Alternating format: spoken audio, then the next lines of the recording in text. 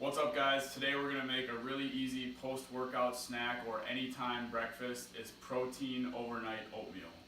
We're only going to use 5 ingredients, super easy. First one is just old-fashioned Quaker oats, almond milk, banana for fruit, honey, and a scoop of protein powder. Alright, so first part, we're going to mix our dry ingredients starting with the oatmeal. I usually do a full cup of dry oats, which is 80 grams. A serving size is actually only a half cup or 40 grams. But let's measure the oats out first, 80 grams. You could use a measuring cup too, you don't have to use a food scale. Okay, we got 80 grams there. And then we're gonna add the protein powder. My favorite is the PE Science Snickerdoodle flavor. And we'll just do a full scoop of that. The thing I like about this protein powder is it's a whey and casein blend. And the casein protein helps kind of thicken up the oatmeal as it soaks up overnight. And so we'll just kind of stir those together and mix it up. And I find that if you stir them together and do the dry ingredients first, it kind of prevents any clumping and it just soaks together better. Okay, so we got our dry ingredients mixed up, the scoop of protein powder and the cup of oats. And now we're gonna measure out our almond milk. You could use cashew milk, you could use regular milk, it doesn't matter. I like the taste of the almond milk. And I usually do about a cup and a half of almond milk. And again, you can adjust that based on how you prefer your oatmeal. So now we got the milk in there, and we're gonna stir that up.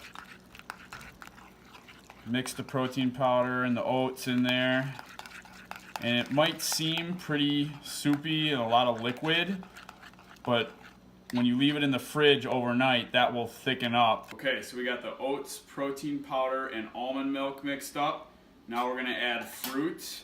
My favorite would be a banana, but I've done blueberries. You could throw in a frozen fruit blend, just a fruit of your choice. And most bananas are about 100 to 120 grams. Sometimes I'll measure it out. You don't have to be too nitpicky with it. But I like to hold it like this and then slice it in coins and let it drop in to your oat bowl. Okay, so last step is going to be adding some honey, and this is optional depending on how many carbs you want in the whole mixture. But I like the taste of a little honey, and right now I can have the extra carbs in my diet. So I'm just going to drop that in. I think a tablespoon is about 20 grams on the scale. So we'll get that in there. And we'll stir it up a little bit again. Mix it all together. There you go. And the last thing I would normally add would be a little bit of cinnamon, which I don't have on me, but that's a nice little extra flavor you can give it.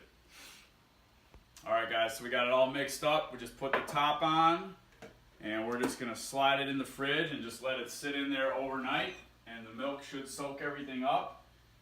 And when you grab it in the morning, you can microwave it for 30 seconds if you do like it a little warmer. Alright, so for the mixture I made, it was a full cup of oats, a cup and a half of almond milk, a tablespoon of honey, and the scoop of protein powder, and the banana, which is about 120 grams. That came out to 100 grams carbs, about 11 grams of fat, and 36 grams of protein, which gave us about 650 calories.